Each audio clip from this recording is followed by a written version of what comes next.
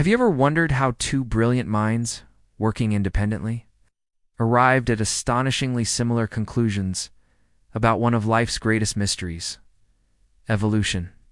The essay on the tendency of species to form varieties, and on the perpetuation of varieties and species by natural means of selection, is a foundational piece of scientific history that, though often overshadowed by Charles Darwin's monumental work on the origin of species, contains the seeds of the theory of natural selection as we know it today. Written by Alfred Russel Wallace and presented alongside Darwin's writings in 1858. This essay not only shares core idea of survival of the fittest, but also offers a unique perspective on how varieties within a species can transform into new species over time.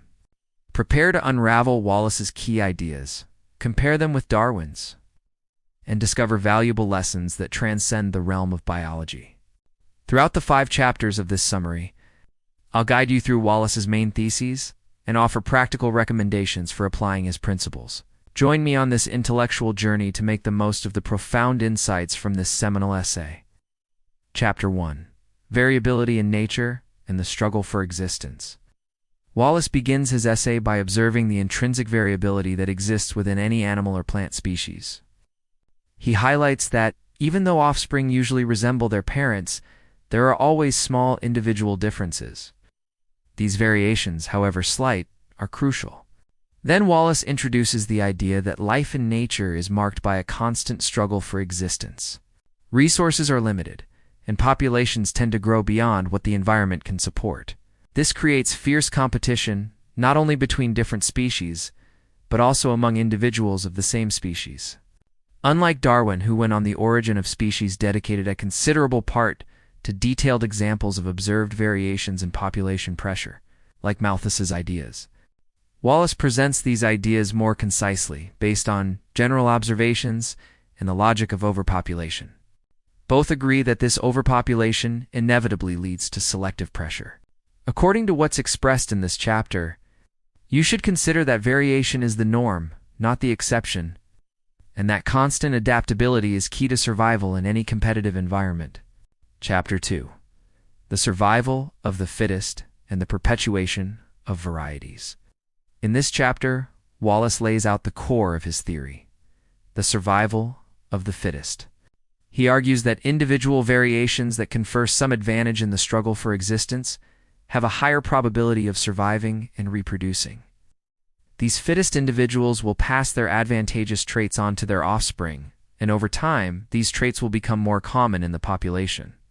Wallace uses intuitive examples, such as a herd of gazelles where the fastest ones escape lions, or insects that blend better with their surroundings to avoid being eaten. Here the similarity with Darwin's natural selection is striking. Both thinkers conceive that the environment acts as a filter, selecting the best adapted individuals. However, while Darwin emphasized more the role of natural selection as an active and directional process, Wallace focused a bit more on the elimination of the unfit, which leads to the persistence of those with an advantage. It's a subtle but important difference in emphasis. According to what's expressed in this chapter, you should consider that it's not just about being the best, but about being fit enough to overcome the specific challenges of your environment and perpetuate your advantages. Chapter 3: The Divergence of Character and the Formation of New Species.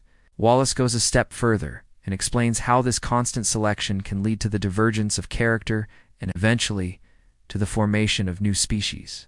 If a population spreads to different environments or faces different selective pressures, advantageous variations in one place may differ from those in another.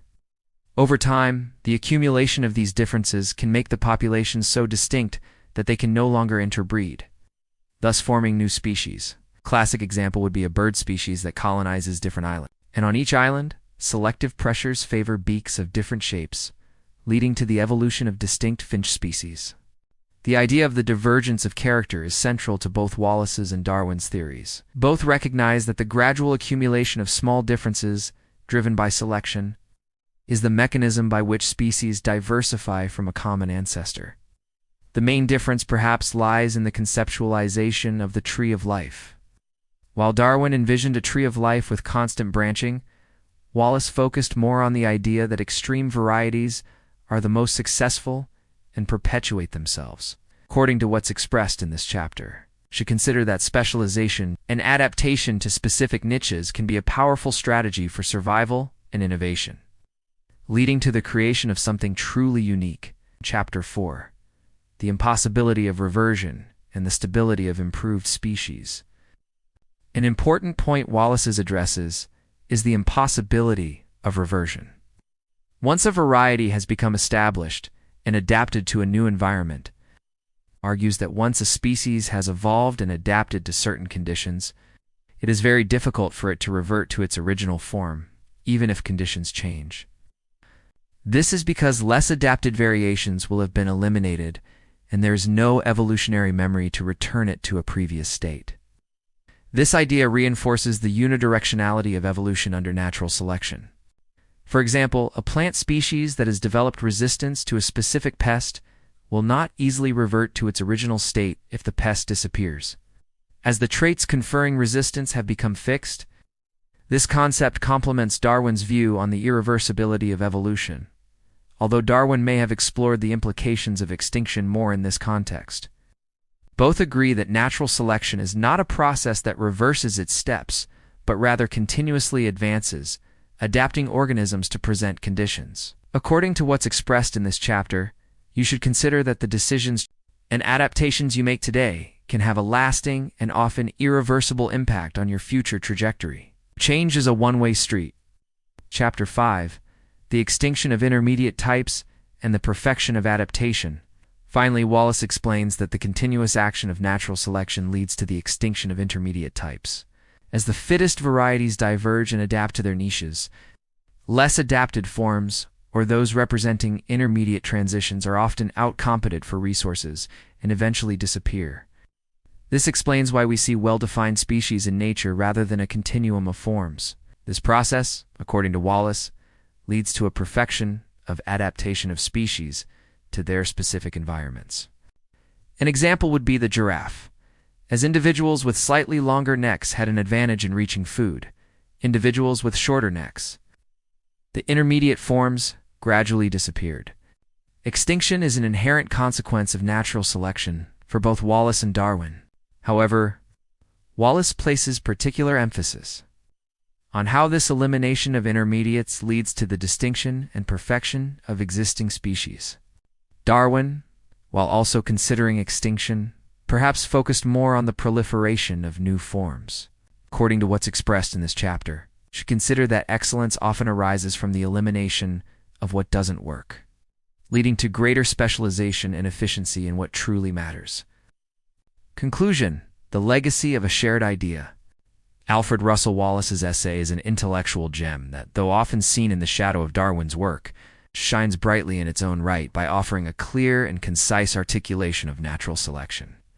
Through the observation of variability, the struggle for existence, the survival of the fittest, the divergence of character, impossibility of reversion, and the extinction of intermediate forms, Wallace presents a coherent vision of how life evolves.